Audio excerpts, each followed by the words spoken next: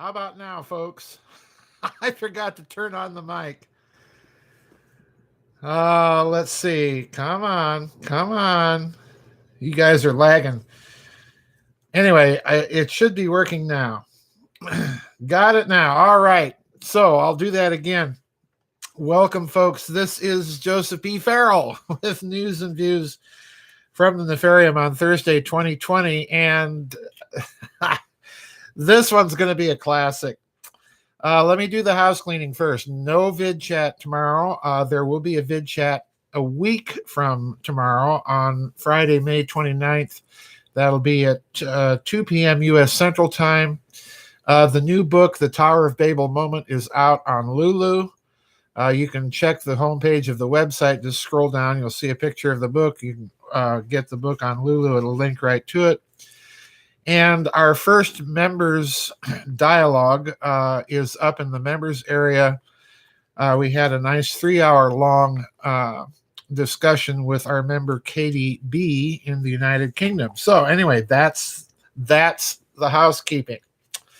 And I've decided to call this episode, and I don't normally give these episodes titles, but this one I'm going to call The Wit and Wisdom and Cheney-esque Charm of George Soros, who has finally, on May 11th, a few days ago, weighed in on the Fauci-Lieber-Wuhan virus hysteria narrative, okay? And this is, I'll put the link to this interview. And the interview, interestingly enough, is given at a website that deals with insiders, okay? And this interview was conducted on May 11th, 2020 by Gregor Peter Schmitz, and it's called The Crisis of a Lifetime. The volume is up as far as I can turn it up. Anyway, how about that? Is that better? Somebody said turn the volume up, and I noticed this happened on the recording we did the other day, and the volume was very low. So anyway, you sound good. All right. So let's get started with this.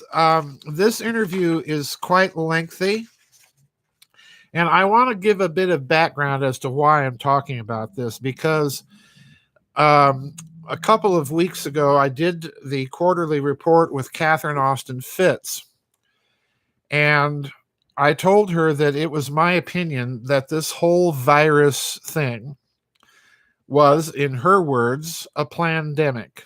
In other words, this is an artificially created, media-driven, false crisis. Okay? I am not saying that the virus is not real, nor am I saying that people are not really suffering and dying from it. But the statistics of deaths and the hysteria and response to this are way out of proportion. And it's clear to anyone, I think, with half a brain, that this virus is being used to accomplish several geopolitical and political objectives. The two, in my opinion, at the head of the list are to cripple China, and particularly Mr. Xi's government, and also to cripple the Trump administration, and also to drive international institutions of response and to drive other agendas in memes that they want to accomplish, such as mandatory vaccination, with a set of vaccines that is, in my opinion, highly questionable.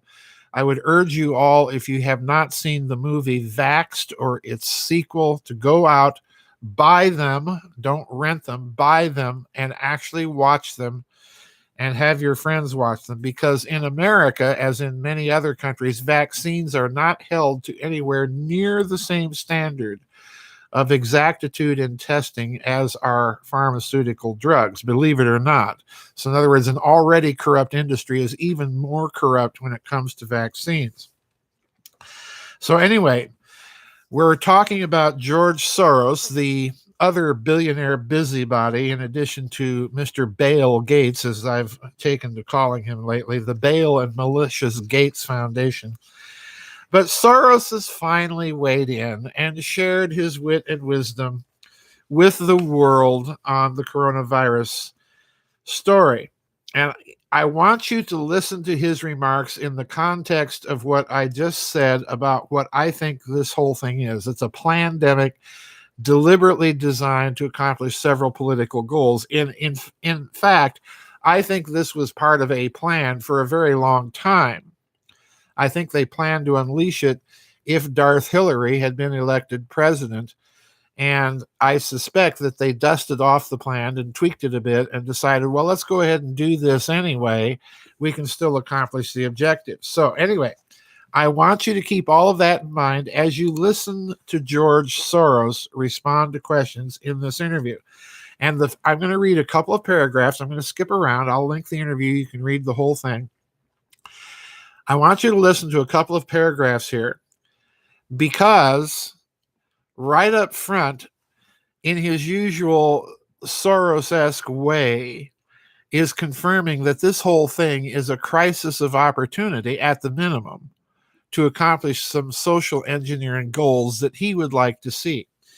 So the article is titled "The Crisis of a Lifetime." Gregor Peter-Schmitz asks, you have seen many crises. Is the COVID-19 pandemic comparable to any previous one? Soros: no. This is the crisis of my lifetime. Even before the pandemic hit, I realized, listen to his words, even before the pandemic hit, I realized that we were in a revolutionary moment where what would be impossible or even inconceivable in normal times had become not only possible, but probably absolutely necessary. And then came COVID-19, which has totally disrupted people's lives and required very different behavior. Really, does it require different behavior? Are we to believe the narrative that we're all to go around social distance, which is the new social engineering meme, and wear masks, which increase your carbon dioxide level, lower your oxygen level, which actually is the environment, supposedly, that the virus feeds on? So in other words, we're doing something that actually causes more harm, according to some physicians, than good. But anyway, you can tell I'm riled and worked up about this. It is an unprecedented event that probably has never occurred in this combination. And it really endangers the survival of our civilization. Does it really? Gregor Peter-Schmitz, will this crisis change the nature of capitalism? Even before COVID-19 led to the current catastrophic recession, the downsides of globalization and free trade were attracting greater attention. Soros: we will not go back to where we were when the pandemic started. That is pretty certain. But that is the only thing that is certain. Everything else is up for grabs. I do not think anybody knows how capitalism will evolve. Okay, now stop and ponder that one, folks. The meme that's being driven throughout this whole pandemic crisis is the narrative that things will never return or be the way they were before. And I ask, is that really true? Is that really even necessary? And folks, my friends, you can call me crazy or whatever names you want to call me.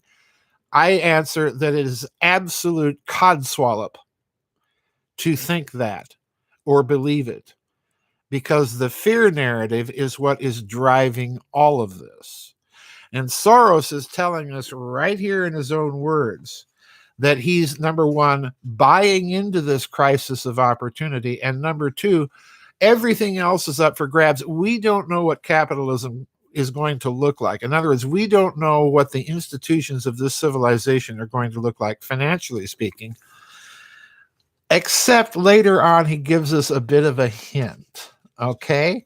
So in other words, he is later in this interview coming right out and telling you, yes, we are admitting we've orchestrated this to drive certain agendas. And one of the things that's happening as a result of this is they are changing the social, or attempting to. And all we have to do is say, absolutely not. Okay? But they're attempting to change the social agenda. All right? And Salinator Felix says, I'm waiting for the day Joseph finally realized the good guys lost World War II, and that's why we have transgender children today. Read something first before you make a comment like that. All right. Continuing.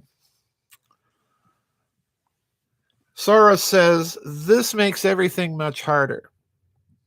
There are a lot of people who say that we should be working very closely with China, but I'm not in favor of doing that.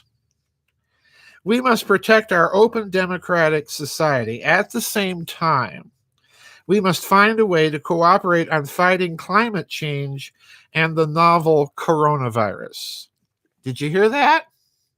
We must find a way to fight climate change and the novel coronavirus. Now, look at that linkage, folks. What he's telling you right there is, number one, that climate change is, as most people know, the globalists' environmental darling issue. I don't believe it, folks. You can call me whatever names you want to call me.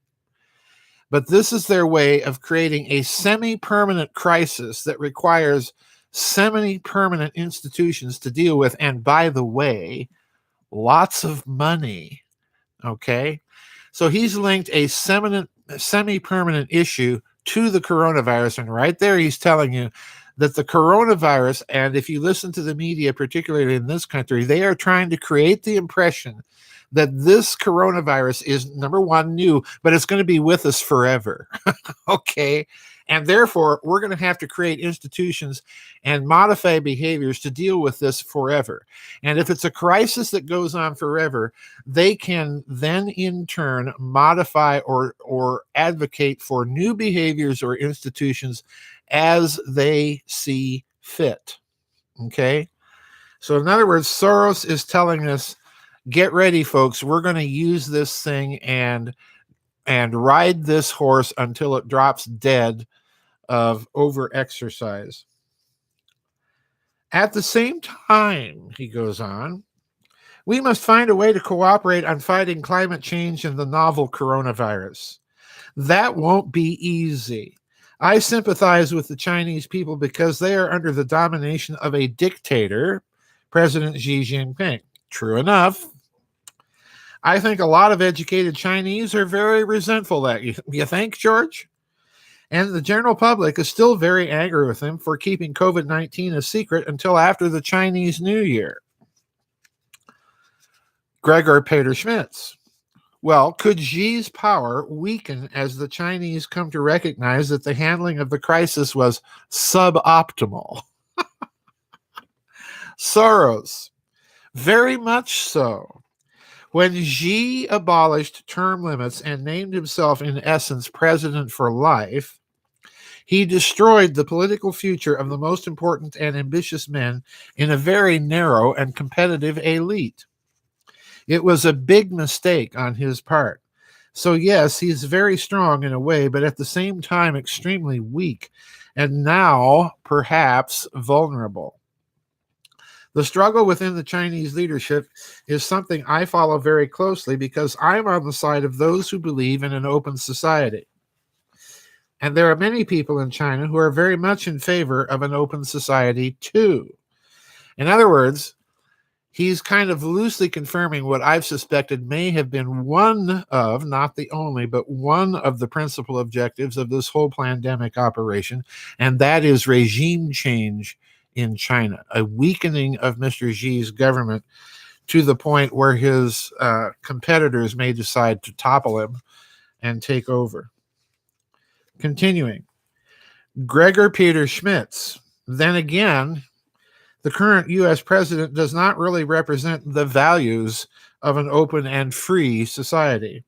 Soros. Well, that is a weakness that I hope will not last very long. Donald Trump would like to be a dictator, but he cannot be one because there is a constitution in the United States that people still respect. And it will prevent him, people like Peter Strzok and, Andrew McCabe, and it will prevent him from doing certain things. That does not mean that he will not try, because he is literally fighting for his life. I will also say I've put my faith in Trump to destroy himself and that he has exceeded my wildest expectations. Now, folks, I'm taking that as kind of a veiled threat. When someone of Soros's stature within the Mr. Globaloney community says something like that, I tend to sit up and take notice. But now we come to the real game, at least as far as Mr. Soros in all of his Cheney-esque charm is concerned. Peter Schmitz asks, what role does the European Union, your home that you care about so much, play in this power struggle? Listen carefully, folks. I'm setting up something huge here. Soros. I'm particularly concerned about the survival of the EU because it is an incomplete union. It was in the process of being created, but the process was never completed, and that makes Europe exceptionally vulnerable, more vulnerable than the US, not just because it is in an incomplete union, but also because it's based on the rule of law. No, George, it's called the rule of Brussels regulators. And the wheels of justice move very slowly, while threats such as COVID-19 virus move very fast. That creates a particular problem for the European Union. Gregor Peter Schmitz. Germany's Federal Constitutional Court exploded a bombshell last week with its latest ruling on the European Central Bank. How seriously do you take it? Soros. I take it extremely seriously. The ruling poses a threat that could destroy the European Union as an institution based on the rule of law, precisely because it was delivered by the German Constitutional Court, which is the most highly respected institution in Germany. Before it delivered its verdict, it had consulted with the European Court of Justice and then decided to challenge it. So you now have a conflict between the German Constitutional Court and the European Court of Justice. Which court has precedence? I'm skipping now a little bit. Listen carefully. Gregor Peter Schmitz. Will the European Central Bank need to change its policies after this ruling? Soros. Folks, fasten on your thinking caps and listen very carefully and put his answer in the context of everything he's previously said and everything I said by way of context. And particularly, particularly his coupling of climate change and coronavirus. Listen carefully. Will the, pardon me, my throat is very dry. Will the European Central Bank need to change its policies after this ruling? Soros, not necessarily. The ruling only requires the European Central Bank to justify its current monetary policies. It has been given 3 months to justify the actions it has taken. That will consume a lot of the European Central Bank's attention when it is the only really functioning institution in Europe that can provide the financial resources needed to combat the pandemic. Therefore, it should focus its attention on helping Europe to establish a recovery fund. Gregor Peter Schmitz. Do you have any suggestions where these resources could come from? Soros, I have proposed that the European Union should issue perpetual bonds, although I now think they should be called consols, because perpetual bonds have been successfully used under that name by Britain since 1751 and the United States since the 1870s. Perpetual bonds have become confused with corona bonds, which have been rejected by the European Council, and with good reason, because they imply a mutualization of accumulated debts that the member states are unwilling to accept. Now, what he's talking about there, folks, is in the EU, what's causing part of the financial crisis is that the southern countries have created massive debt through huge quasi-socialist economies with lots of public welfare. And countries like Germany or the Netherlands or Norway are simply not willing to have their taxpayers foot the bill for other countries' internal policies. That's basically what he's talking about. That's called debt mutualization. All right. The German court said the European Central Bank's actions were legal because they adhered to the requirement that its bond purchases were proportional to the member states' shareholding in the European Central Bank. But the clear implication was that any European Central Bank purchases that were not proportional to the European Central Bank capital key could be challenged and deemed ultra vires by the court. The kind of bonds that I have proposed would sidestep this problem, because they would be issued by the European Union as a whole and would be proportional and would remain so eternally. In other words, Soros is using the crisis, folks, to drive the European Union together by having the European Union itself issue bonds, which it currently does not do, and have those bonds be perpetual bonds, okay? Remember, the crisis, climate change, coronavirus, those are semi-perpetual crises. Okay, they're always going to be with us in some form or fashion. Therefore, we need funds, and I'm sorry, my sinuses are going ballistic. We need funds in perpetuity to combat these crises. We need to indebt you even more in order to help you. You gotta be amazed at this man. He is shameless. The member states, listen to this. The member states would have to pay only the annual interest, which is so minimal, say 0.5%, that the bonds could easily be subscribed by the member states either unanimously or by a coalition of the willing. In other words, if we've got a perpetual crisis and we need money to deal with it, those perpetual bonds may be at 0.5% interest now.